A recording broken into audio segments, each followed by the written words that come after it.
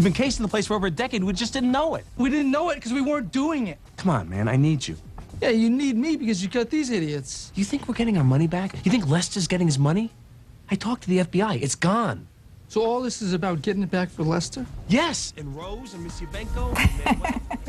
That's a scene from Tower Heist, an action comedy inspired by recent financial crimes. Our movie guy, Aaron Lafferty, is here with a preview of this movie and, of course, other weekend movies, and I'm looking forward to finding out what your pick of the week is. Yeah, Tower Heist hasn't been getting the best reviews. You've seen, you know, a lot of advertisements for it. It's probably an indication of, you know, it's not getting the best reviews. Eddie Murphy is one of the big names in this. Ben Stiller, obviously. Casey Affleck. Basically, it's kind of the Bernie Madoff kind of a story, where a guy swindles people out of a lot of money. The hotel that he's living at, he's living in the penthouse. They decide they're going to raid the hotel and try to get their money back, basically. They've all been swindled. They've invested their money. He was the investor. It's kind of a Ponzi scheme kind of thing. Taya Leone is the FBI agent. And their goal is to kind of do a caper, kind of a Ocean's 11, but it's not really so well. From what I've heard, I didn't get to see this one. They didn't do a screening for it. Alan Alda is probably the best part about this movie, and he's the Bernie Madoff-like character. Okay, all right. You know, interesting, there's a lot of star power attached to it. I always am a little suspicious when they don't do a screening for people like you. Well, they didn't do a screening in Grand Rapids. They did do a screening in Detroit. So because we're the smaller market in the state, we don't always get the screenings. Yeah, a lot of star power. I really think Ben Stiller's hilarious. A lot of great actors. Yeah. Right. It's a good cast. You know, if you're just looking to have some fun and laugh a little bit, you know, don't have high expectations, and you'll probably be okay. Okay, so probably get a decent return at the box office this weekend. I think it'll do okay because people do like to laugh. All right. The next one is maybe a little more serious. A little more serious. If you haven't heard, you know, William Shakespeare was the great bard. He did all these great stories and plays. But the theory is that he didn't actually write them, that somebody else was writing the stories, kind of a you know, knock at the political establishment of the day. And this movie kind of advances that theory that it wasn't actually William Shakespeare, who William Shakespeare was like an actor. Okay. So it was actually somebody else that was writing these stories during the time of Queen Elizabeth I. And it was like the Earl of Oxford was actually writing all these stories to kind of poke fun at the establishment without putting his name on it. So this kind of takes that one step further. The director of this movie actually is not known for these kinds of movies. Roland Emmerich did Independence Day, Day After Tomorrow, 2012.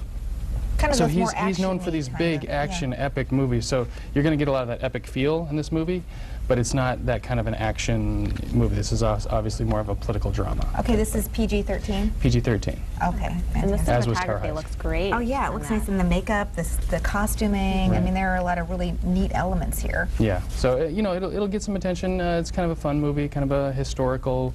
You know, whether you believe that or not, maybe you'll come away with a different understanding of the William Shakespeare story. Okay. Okay, and something a little festive coming up. Yes, and also very R-rated. The first two were PG-13. This one is definitely R-rated, not for the little kids. Very Harold and Kumar Christmas.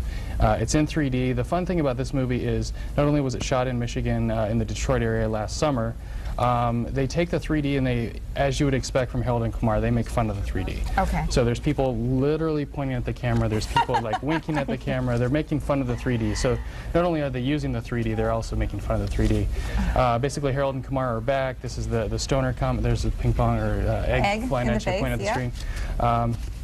This is the stoner comedy. This is 6 years after the Guantanamo Bay story. Now they've met, and it pretty much all kicks off with the burning down of the father-in-law's Christmas tree.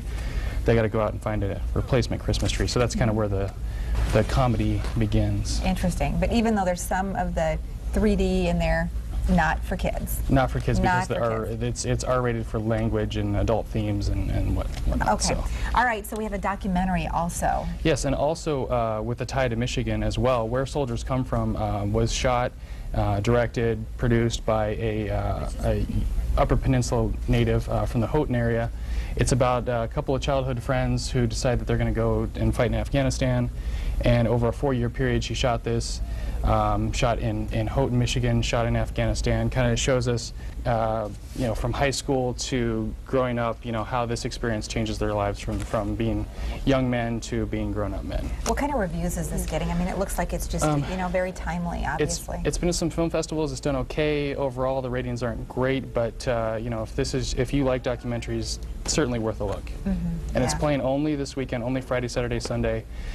Celebration North and Celebration Lansing. Okay. So only 2 places and only 3 days to catch it. So if this is something for you, it's also getting some national attention on PBS. Okay. But it's not playing on PBS here in the Grand Rapids area. Okay, interesting. So it's getting some attention.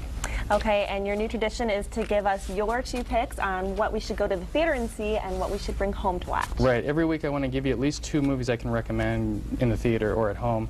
If I hadn't already seen a screening. Moneyball, which I talked about back during RHYS, you might have missed it, so I wanted to point it out again. It's the highest rating I've given so far this year. It's basically the story of what happens during the off season of baseball. We just had baseball season wrapped up. The Cardinals won the World Series. So now what happens? You're hearing about looking for new coaches, looking for new players. Some players' contracts are done. Some players are up for new contracts. So this is kind of the story of what happens, you know, during the off season. And the A's are traditionally a small market, small budget team, so they have to deal with the challenges of not having the money to go out and get the marquee players and the marquee coach. So Brad Pitt is Billy Beane, who's the general manager of the A's. He plays it perfectly. The relationship with Jonah Hill is great. You don't have to be a baseball fan to like this movie either. There's a lot of things that are not baseball related, kind of like the Social Network did for the Facebook story. Right. Aaron Sorkin wrote this movie, so it's kind of the same kind of thing, same kind of style. Fantastic. Okay, so, and then one to watch at home. I'm a big Christopher Nolan fan, if you haven't heard that before. Just like in Inception, Memento makes you think, it makes you pay attention. It's basically a story that's told in reverse. It's a guy who has short-term memory loss. He's looking for the man he thinks killed his wife. This is rated R for violence and language and adult themes. I'll say that right now. Basically, it's told in reverse, but the story does flow forward, even though you get elements as you go. Kind of a mystery, figuring out a whodunit, if you will. Guy Pearce is really good. Also, Carrie-Anne Moss is in this, and Joe Pantoliano. And you like this one? I really like this movie. Okay, great. All right, and of course, to read all about it, you can check out Aaron online, laugh at the movies at woodtv.com, and of course, you're on Facebook, and we'd like to follow you on Twitter as well. Will we see you tweeting from Tower Heist? Probably not. Probably not. All right, well, hey. Thank you, Aaron. Have a great weekend. You too. Stay west. Bye.